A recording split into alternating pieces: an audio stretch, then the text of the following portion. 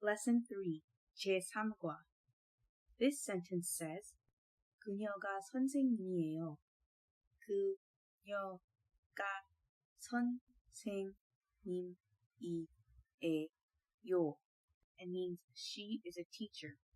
In this sentence, ka is a particle indicating the subject of a sentence. The particle ka is used after a vowel. When you have a consonant, the particle e will be used to indicate the subject of a sentence. When the pronoun 저 is used with the subject particle, it will turn into 제가,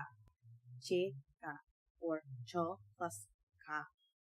When do you use the subject particle e or 가, and when do you use the topic marking particle 는 or un? The topic marking particle is often used to mark the beginning of a new topic. Where it says 제가 선생님이에요, 저 is the subject of the sentence. The next sentence says 그녀는 의사예요, with the 는 particle indicating the new topic of the paragraph.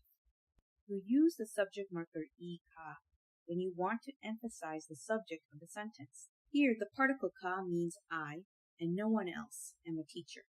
And here, there is no emphasis, much less the pronoun. So let's do a review. After vowels, 는 and ka are used, but 는 is a topic marker and ka is a subject marker. After consonants, and e are used.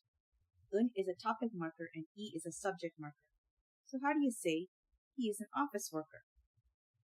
The answer will be in the paid version of Lesson 2.